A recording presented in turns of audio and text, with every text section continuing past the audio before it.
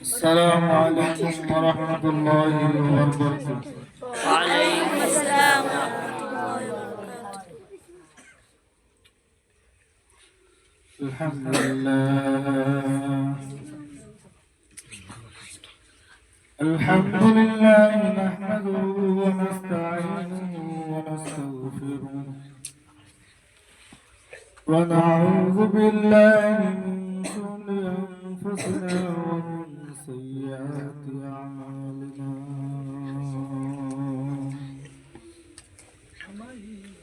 من يهدي الله فلا مضل له ومن يضلل فلا هادي له ونشهد أن لا إله إلا الله وحده لا شريك له ونشهد أن سيدنا وسندنا وحبيبنا وطبيب قلوبنا ومولانا محمدا عبده ورسوله صلى الله عليه وسلم. أعوذ بالله من الشيطان الرجيم. بسم الله الرحمن الرحيم. الذي خلق الموت والحياة ليبلوكم أيكم أحسن عملا. صدق الله العظيم.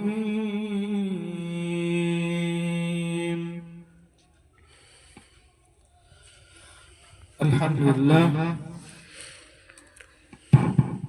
সকল প্রশংসা ওই মহান আল্লাহ তাআলার প্রতি, যে মহান আল্লাহ তাআলা আমাদেরকে বেছে বেছে নিয়ে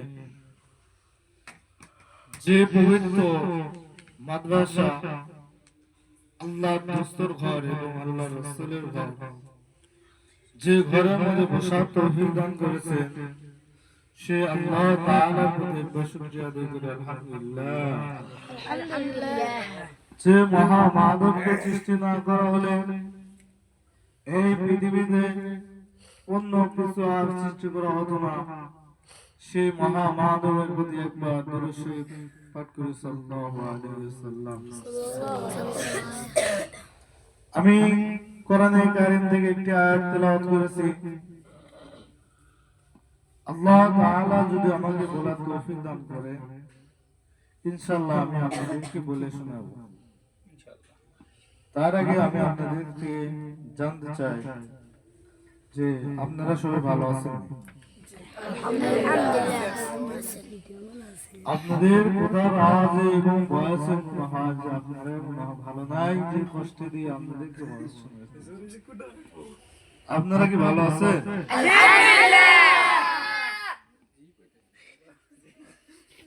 আল্লাহ তাআলা কোরআনের কারিমের ভিতরে বলেছেন, الذي خلق الموت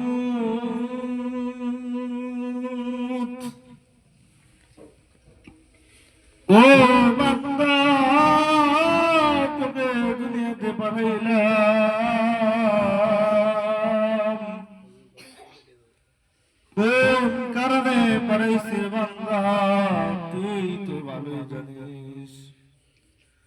আমি আল্লাহ তোকে দুনিয়াতে পাঠানোর সময় প্রথমে বলে দিয়েছিলাম, বান্দা তোকে আমি দুনিয়াতে পাঠাইলাম,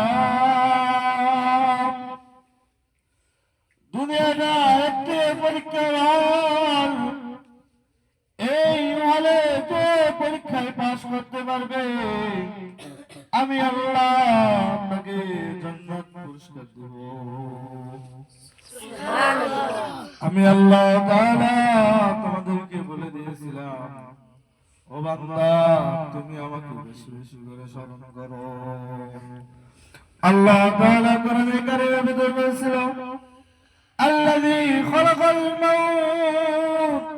ও বান্দা, দিনের ভিতরে যদি তুমি দুইবার, একবার, তিনবার করে যদি আল্লাযী খলাকাল মাউতের কথা যদি স্মরণ করো, এই মৌতের কথা যখন তুমি স্মরণ করবা,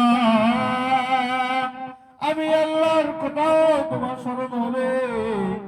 যখন তুমি মৌতের কথা স্মরণ করবা, যখন তুমি মৌতের কথা স্মরণ করবা, দেখবা আল্লাহর কথা তোমার স্মরণ হয়ে যাবে। ওই আল্লাহ কতই না বড় দয়ালু। তুমি আল্লাহর কাছে একবার চাও, দুইবার চাও, তিনবারের বেলায় দেখো আল্লাহ তোমাকে একটা ফসল দিয়ে দিবে। তুমি আল্লাহর কাছে যত যেভাবে চাইবা, আল্লাহ তাআলা তোমাকে সেভাবে দিবে রে বান্দা। কিন্তু আল্লাহ তাআলা বলেছে, বান্দা, তোকে দুনিয়া পাঠাইলাম কি জন্যে? তুই দুনিয়াতে যা কি করিস? ও বান্দা, তোর জন্য আমি কোরআনে আয়াত নাযিল করে দিলাম। তারপরেও যদি তুই না বুঝিস রে বান্দা,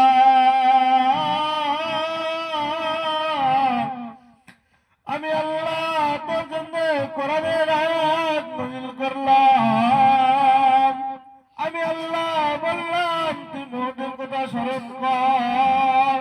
তুই যখন মৌতের কথা স্মরণ করবি রে বান্দা, তুই যখন একবার মৌতের কথা স্মরণ করবি রে বান্দা, তখন দেখবি আল্লাহর কথা স্মরণ হয়ে যাবে।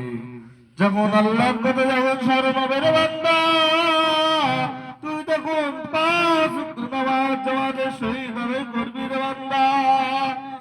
আর যদি 5 ওয়াক্ত নামাজ যদি জামাতের সহিত যদি না আদায় করিস, তারপরেও তো তুই এক ওয়াক্ত হলে তুই নামাজ পড়বি রে বান্দা। এক ওয়াক্ত পড়তে পড়তে তুই 2 ওয়াক্ত পড়ে ফেলবি। তারপরে এমন হবে যে তুই 5 ওয়াক্ত নামাজ পড়তে থাকবি। আমি আল্লাহ তারপরে কোরআনে বলে দিলাম আল্লাযী খলাকাল মাউতা ওয়াল হায়াতা। ও বান্দা, তোর হায়াতের জিন্দেগি তো আমার হাতে। তোর হায়াত 6 বছর দিব, আমি আল্লাহ ছাড়া কেউ জানে না রে বান্দা। তোর হায়াত যদি আমি 100 বছর দিয়ে থাকি রে বান্দা, আমি আল্লাহ ছাড়া কেউ জানে না এই পৃথিবীতে কার হায়াত কয়দিন। আমি আল্লাহ ছাড়া কেউ জানে না। কাউকে আমি 100 বছরের জিন্দেগি দিয়েছি, কাউকে আমি 5 বছরের জিন্দেগি দিয়েছি, কাউকে আমি 6 বছরের জিন্দেগি দিয়েছি, কাউকে আমি মায়ের পেট থেকে বাইর করে নিয়ে মৃত্যুবরণ করার জন্য নিয়ে যাচ্ছি, তার মাকে বোঝানোর জন্য যে দেখো আমি আল্লাহ কি না করতে পারি। তোমার কোটি কোটি টাকা আছে, তোমার সম্পদ আছে, তোমার এত টাকার পার যে টাকা দিয়ে তুমি মানুষকে কিনে নিতে পারো, কিন্তু আমি আল্লাহকে যদি কোনোদিন কিনা নিতে পারবা না রে বান্দা। তুমি যদি আল্লাহকে যদি কোনোদিন কিনা নিতে পারো, তুমি তো কাফের হয়ে যাবে। তুমি যদি বলো ওই আল্লাহকে আমি কিনে নিতে পারবো, তুমি তো কাফের হয়ে যেতে পারবা। ও বান্দা, তুমি যদি একবার বলো যে এই টাকা আমি নিজে কামাই করি, তাহলে তুমি ভাববা যে আমি কাফেরের ভিতরে আমি উন্নত হয়ে আছি, আমি দুনিয়াতে এখনো ভুল বুঝতেছি। আল্লাহ তাআলা বলছে তোর জিন্দেগির হায়াত মওত সব কিছু আমার হাতে। তোর রিজকের ফয়সালা আমি আল্লাহ নিজেই করে দেই। তুই দুনিয়াতে কি খাবি কি পরবি আমি আল্লাহ ছাড়া কেউ জানে না। যে তুই দুনিয়াতে কি খাবি, আমি আল্লাহ তোকে গরু গোশত দিয়ে ভাত খাওয়াবো, আমি আল্লাহ তুমি কত কিছু খাওয়াবো, তুমি তারপরে নিয়ামত আদায় করবি না, কিন্তু আর একজনকে আমি আলু ভর্তা দিয়ে ভাত খাওয়াবো, ওই ব্যক্তি আলু ভর্তার ভাত খেয়ে আল্লাহ শুকরিয়া আদায় করবে। আল্লাহ শুকরিয়া আদায় করার পরে আল্লাহর কাছে দোয়া করে বলবে, আল্লাহ আমার যে অনেক ক্ষুধা ছিল, আল্লাহ এই আলু ভর্তার ভাত খাওয়ার পরে আমার ক্ষুধা মিটে গেছে আল্লাহ। আল্লাহ তাআলা বলবে, ও বান্দা তুই কত কোটি টাকার মালিক হয়েছিস, তুই যতই কোটি টাকার মালিক হোস, কিন্তু আমার চাইতে কোনোদিন বড় হতে পারবে না।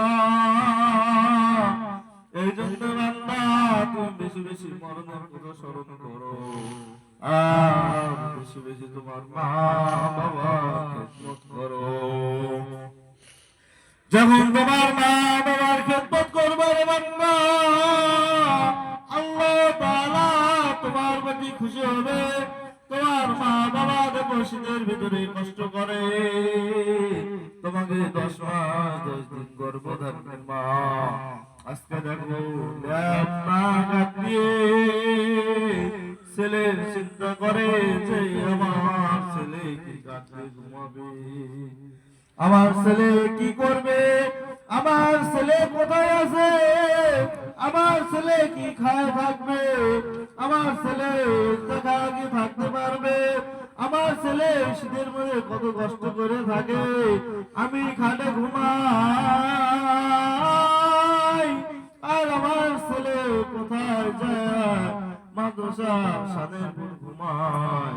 ও বান্দা তুমি দুনিয়ার কথা ভুলে যাও, যায় মৃত্যুর কথা স্মরণ করে আল্লাহকে বেশি বেশি করে ভয় পাও। যখন আল্লাহকে তুমি ভয় পাইবা রে বান্দা, তখন আল্লাহ তোমার সব কিছু দিয়ে দিবে রে বান্দা। আল্লাহকে তুমি বেশি বেশি করে ভয় পাও, আল্লাহকে যদি ভয় না পাও, আল্লাহ তাআলা বলছে তোর ভিতরে যদি কোনো ভয় না থাকে, তুই একবার ওই আসমানের মালিক, একবার ওই আসমান মেলে তাকায়, একবার আল্লাহ বলে ডাক দিয়ে দেখ, তোর ভিতরে কোনো আফসোস বা কোনো কাশ জেগে উঠে কিনা। তোর ভিতরে যদি কিছু জায়গায় ওঠে তাহলে ভাববি যে তুই না, তোর ভিতরে কোন ঈমান আছে, তোর ঈমান মজবুত আছে। যদি তোর ভিতরে যদি এরকম কিছু না থাকে তাহলে ভাববি যে আমার ঈমান অনেক দুর্বল। তোর ঈমান শক্ত করার জন্য তোকে কি করতে হবে? তোর ঈমান শক্ত করার জন্য তোকে মওতের কথা ভাবতে হবে, তোকে 5 ওয়াক্ত সালাত আদায় করতে হবে, তোকে বেশি বেশি নামাজ আদায় করতে হবে, বাবা মাকে হাত দিতে হবে এবং বাবা মার খেদমত করতে হবে, এবং বেশি বেশি দান সদকা করতে হবে, এবং আল্লাহ ওয়ালা হতে হবে। আবার ঈমান আস্তে আস্তে হবে।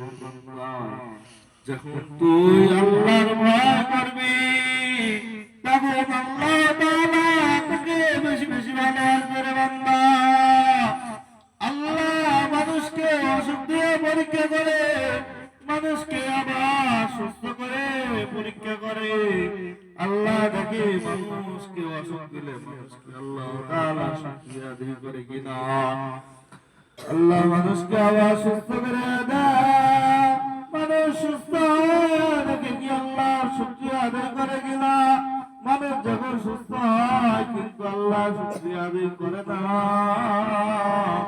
তখন আল্লাহ বলে ও ফেরেশতারা তুমি দেখ আমি আমার ওই বান্দাকে সুস্থ করে দিলাম, কিন্তু আমার ওই বান্দা আল্লাহকে আমাকে ডাকে না, আমাকে আল্লাহ বলে ডাকে না।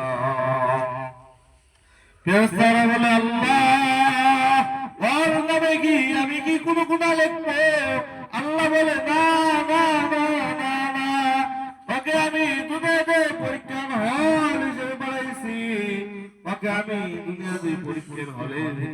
বানাইছি।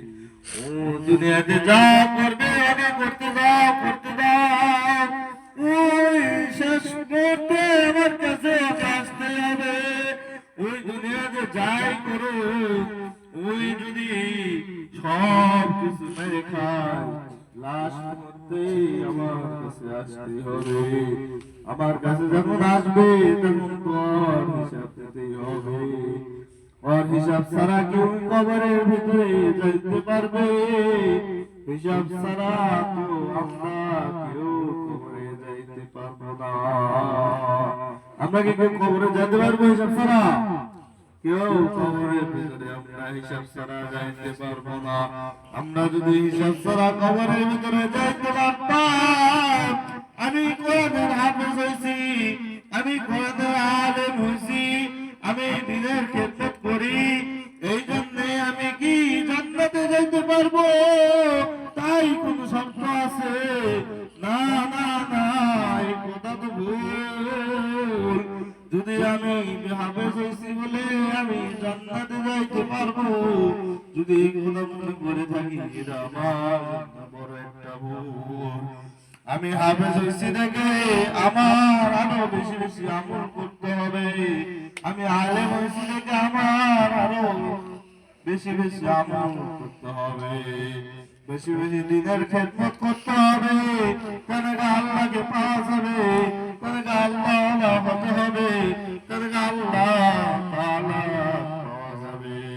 আল্লাহ তাআলা যত বড় নিয়ামত আমাদেরকে দিয়েছে, ওই নিয়ামতের শুকর গুজার আমরা সময় করতে পারি না। আমরা যদি ওই শুকর গুজার আদায় করতাম, ওই শুকর গুজারে আল্লাহ তাআলা আমাদেরকে খুশি হয়ে কি করত? আমাদেরকে নিয়ামত দিয়ে দিত। কিন্তু আমরা শুকর গুজার আদায় করতে পারি না, এই বিধায় আল্লাহ তাআলা আমাদেরকে ওই নিয়ামতটা দেয় না। আল্লাহ তাআলা আমাদেরকে সবাইকে কবুল করুন, সবাই বলুন আমিন। আখিরু দাওয়ানা আলহামদুলিল্লাহি রাব্বিল আলামিন।